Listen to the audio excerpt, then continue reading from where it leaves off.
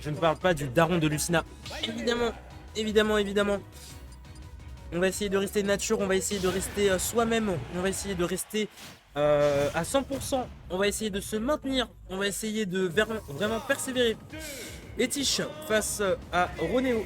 Ah, et c'est maintenant. C'est maintenant que va se dérouler ce match. Et c'est Holo Bastion. Et on dirait que Etish a fait le choix de Samus. Etish, il a vu quelques phases de gameplay qu'on a vu ce week-end. La bombinette qui est passée en laisse trap. Non, on le dit souvent. Oh, le down tilt. Si joliment posé. Non, si je lui m'en posais, on dirait que Samus aussi fait son retour, on dirait, dans les rosters. On dirait que là, Siskui et Quick ont du souci à se faire, j'ai envie de te dire. Parce que là, Etish, ouais, il a vu du gameplay. Sacrée phase. Il a vu du gameplay ce week-end, Etish. Bah ouais, il a vu du gameplay, évidemment. T'as un joueur Kessie qui s'est fait sortir par 2 Samus d'affilée quand même. Hein. Donc oui, ouais, solide, attention. Etish, cependant, va se prendre un petit peu les phases, hein, signe Ronéo. Le joueur Retro Penbar qui essaie de maintenir vraiment. De se maintenir tout court dans la game, même si les bombinettes vont totalement faire barrage par derrière. Attention, pas évident de s'en sortir de ce guépier. Et encore une fois, le up B out of shield de Samus, c'est l'une de ses meilleures options pour contester un adversaire qui se ramènerait trop proche d'elle. Le charge shot qui va mettre quelques dégâts importants au shield et le up smash qui va récupérer cette deuxième stock du joueur pareil. Ah, pour l'instant c'est clean, hein. Là le joueur de Samus là, Etish qui s'en sort vraiment très bien dans la game. C'est pour l'instant une domination absolue qui nous propose Samus assez clean. Et c'est vrai qu'il joue énormément au corps à corps. Etish, c'est un personnage, Samus c'est un personnage qui excelle vraiment à distance, mais au corps à corps aussi, il faut vraiment avoir peur. Ce qu'il faut avoir peur aussi, c'est un petit peu les multiples jabs enfoncés de la part de Bayonetta. Attention, parce que là, la phase de stage va aller très vite. Attention, Etish a-t-il un saut? Je ne sais pas. Mais il avait plus de saut, il était condamné, mon bon Louis. Il était condamné. C'était quand même une stock nette d'avance qu'il a, le joueur des Hauts-de-France. Et pourtant, c'est loin d'être fini cette game, Louis. Ah, stock net, mais ouais, loin d'être fini. Attention, il peut se faire carjack ici, mon cher Etish. Peut-être 97% la touche. Oh, pardon, non, il a fait non. une dinguerie. Oh, tu lui as fait une dinguerie, Etish. Etish, c'est pas bien ce que tu as fait. Il a une famille, il a des gens qui le citent dans le sac. Et pourtant, tu as choisi de l'humilier. Quelle violence. C'était inattendu. C'était surprenant. C'est plus violent, c'est très violent. Pas comme ça. Pas comme ça, Zintin, pas comme ça. Allez, il y a R comme nous dit Pixel. Ah là. Ici SD, ouais. C'est un petit peu SD, j'avoue. Oui. Ouais, Toi et moi. Ouais, maintenant. Maintenant là. Dis ton Wario. Oh, il y a une grande finale là. Tu vois bien qu'il y a une grande finale. Après, je me débrouille avec Wario, donc ça va. On va faire une prime, mec. Si vous voulez. En tout cas, on est parti sur une game numéro 2. Toujours Samus, toujours Bayonetta. Sur quel terrain allons-nous partir? En tout cas, Etish est mon favori. Il a pris le meilleur skin de Samus et je ne suis pas blessé parce que... Un meilleur skin de Samus, peut-être, je n'en sais rien. Je ne joue pas Samus après tout. La plus jeune tueuse, c'est la meilleure. À voir. Je ne suis pas un expert dans Metroid, donc je t'avoue que la réponse reste un petit peu floue pour moi. Mais ce qui n'est pas flou ici, c'est les pourcentages affichés. 73%, un petit peu le roussi côté Etish. C'est une phase signée Retro Penbar qui a été excellente. Un début de game très propre de la part de Ronéo. Ronéo qui reprend un petit peu la game en main. En tout cas, c'est une chute reverse avec une petite phase à 57% proposée par Etish. Qui vient quand même dire qu'il est toujours présent dans cette game. Et que, faut pas le... On va dire que c'était un one game wonder, on va dire. Ah. Il y a quelques petites bombinettes qui sont proposées. On le sait que le let's trap de Samus, c'est Rikers Island. T'es en prison. Si tu es offstage, tu ne revois plus la lumière du terrain. Bah évidemment, quand t'es offstage et quand t'es aussi en face de la trap, ça peut être totalement la fin ici pour toi, mais peut-être non, c'était... On avait un poil de rage, mais bon, pourcentage trop bas pour espérer avoir quelque chose, mais ici, ça peut être la fin très rapidement. On va atteindre peut-être la blast zone, c'est ce qu'on a ici pour Ronéo. Ronéo qui reprend vraiment la game, regarde la différence entre la game 1 et la game 2. Ici, c'est un Ronéo vraiment qui est en train de rouler sur son adversaire. Mais encore une fois, on l'a dit pendant la game 1, même avec 2 stocks d'avance, ce n'est pas fini. Samus, c'est un personnage qui peut avoir des arnaques. Et là, tout de suite, ça vient récupérer l'une des 2 stocks de retard pour Etich. Ah ouais, stock de retard ici pour Etich, mais Etich, pareil, il ne l'entend pas de cette oreille. Attention, Etich qui va peut-être rattraper dans la game. C'est un petit peu compliqué face à Roneo. Ici, on essaie de jouer un petit peu avec les charge shots. Pour l'instant, ça fera pas trop mouche, mon cher. On va bien tech, on va essayer de suivre l'attaque avec une dash attack pour Etich. Malheureusement, la phase, on va se la prendre un petit peu. 108% une stock restante. Attention, parce que là, le roussi bien pimenté parce qu'on finit avec le down air, pardon. Et là, next, la tire propre de la part de Roneo. On fait balader un petit peu son adversaire. Il y a quand même 159% pour Etich. Est-ce qu'il va pouvoir suivre encore quelques instants? Est-ce qu'il va pouvoir retirer la deuxième stock? Non, c'est un back air qui vient mettre un terme à cette game numéro 2, cette grande finale, mec. Ouais, game 2. Game de Roneo qui reprend un petit peu la game. Qui reprend un petit peu le BO. Évidemment, il y a 6 games à aller chercher.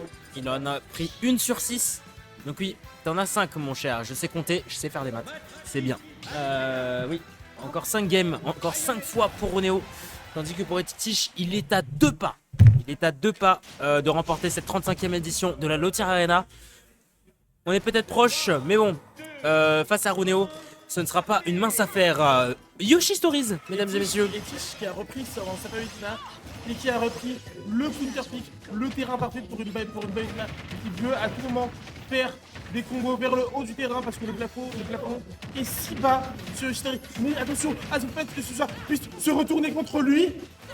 Ouais, plafond si bas, comme tu le dis si bien, plafond très bas qui peut jouer en la faveur de cette Palutena, tout comme Bayonetta, parce que vraiment les combos aux afterburners, quand tu vas vers le haut, quand tu finis vers le haut, quand tu finis bien, bah ouais, tu peux mourir très vite, sachant que Yoshi Story c'est vraiment la map la plus petite du roster compétitif, donc oui, pas évident. Et avec une Palutena qui te met cette pression dans les airs, forcément, c'est pas échec et mat tout de suite, j'ai envie de te dire.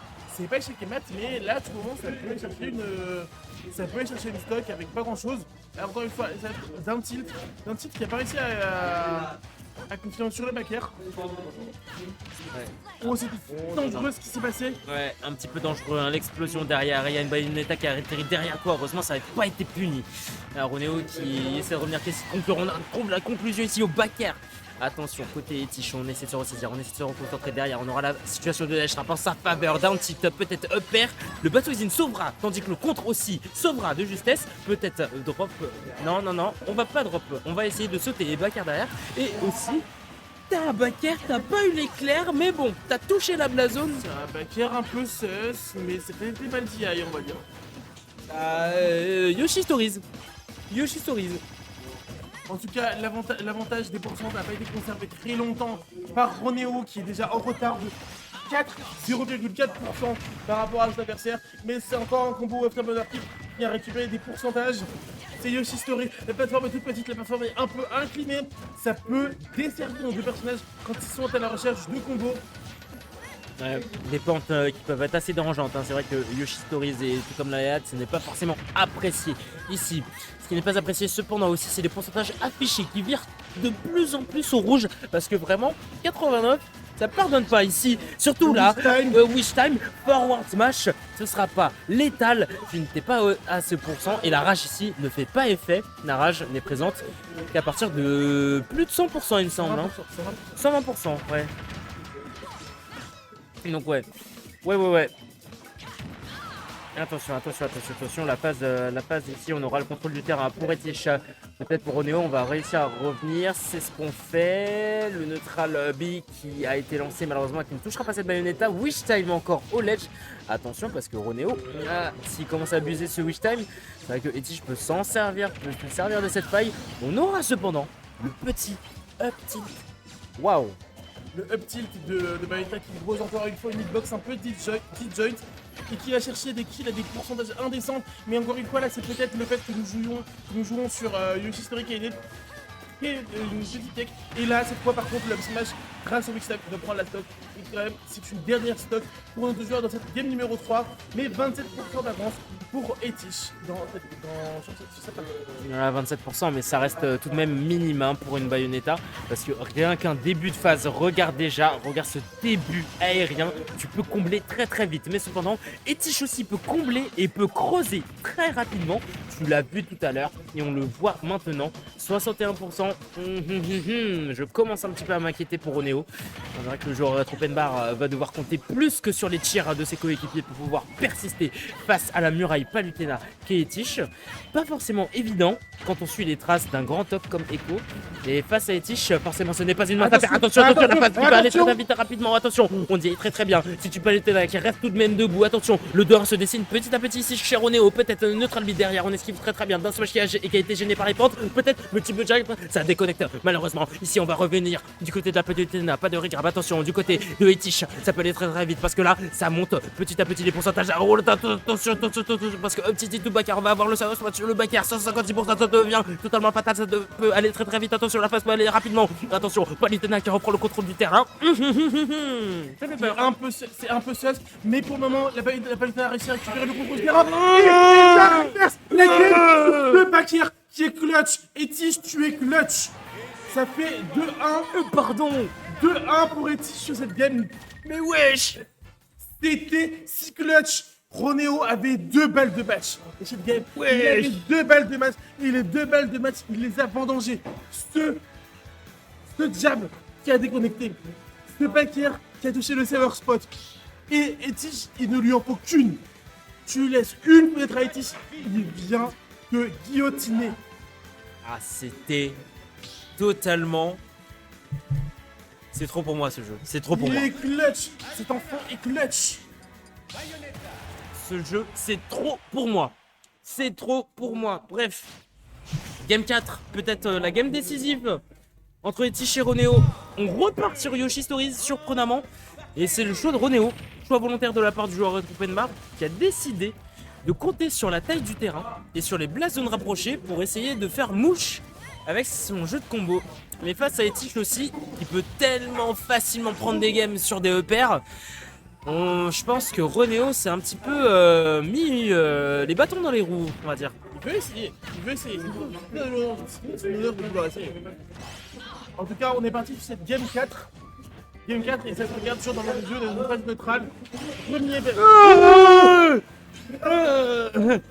La game elle m'a fait... La game vient à peine de commencer. La game 4, la game 3 elle m'a fait bégayer de fou. Mais cette game 4, mesdames et messieurs, attention, c'est un Etish qui va déjà prendre cette initiative dès le départ avec le down air. Ça a été magnifique. Et attention, Ronéo, peut-être revenge kill. Non, pas de revenge kill, malheureusement. On va tout de même essayer de trouver cette palue. Pas évident. La tech chase into rolling qui a été bien suivi par Ronéo, mais il a tout de suite rencontré un mur qui était la get up attack de Etish. Ceux qui sont pas en tournoi, on sort de la salle s'il vous plaît, on récupère son setup. Oh là là. Donc, La salle qui est en train de fermer, on est un peu en train de tarder évidemment. Oui. Ah, on tarde évidemment, on tarde aussi. Ce qui tarde aussi, c'est un Ronéo qui veut prendre le kill. Parce que vraiment, prendre un kill à 159%, c'est assez tard. Même si Bayonetta, ça a vraiment du mal à tuer. C'est pas forcément évident pour récupérer tout ça. La conversion est trouvée, mais le kill ne le sera pas si je suis un menteur. Neutral B chargé, tiens un petit peu mort là. C'est un petit peu mort, mais il y a quand même 77% d'avance pour le joueur de Bayonetta. Et encore là, pour le joueur de Bayonetta, pardon. Et là, ça vient prendre quelques petits pourcents. Le shit de la Bayonetta a pris tellement, mais tellement cher. Et là, on a une nouvelle phase d'Afterburner qui a été connectée. Ça a été bien DI par Etish. Et on vient récupérer quelques petits pourcents. Mais là, il n'arrive plus à trouver.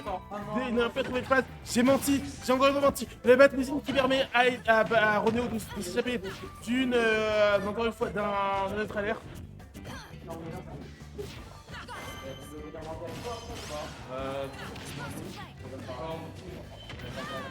Le forward qui vient envoyer la Bayonetta dans la place offstage, mais c'était pas assez, 69%. Est-ce qu'il va pouvoir faire quelque chose là-dessus, Etish? Encore une fois, des multi-jabs, ça ne suffit pas à tuer. Et donc là, les multi-jabs. De retour, désolé. Le multi-jab qui ne fonctionne pas assez. Et là, c'est le Bakir qui vient un peu arnaquer. Le dernier qui a un peu arnaqué Etich qui est pourtant fait le plus dur.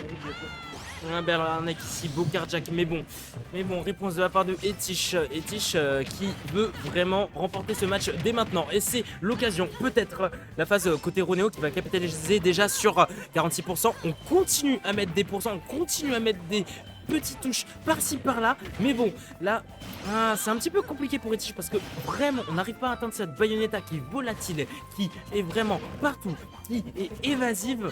Donc pour Etich, ça va pas être une tâche simple et aisée. On va trouver le père, on va trouver un petit peu les aérios. Est-ce qu'on va trouver la sorcière de l'Umbra en entière? Ça, véritable question. Oh là là. Oh non, oh non, Pas sur ça. Oh, oh, non. c'est tellement triste. C'est une victoire d'Etich dans cette Lotier Arena. Pas sur ça. Aïe aïe aïe. Oh, c'est tellement triste. Oh, je suis tellement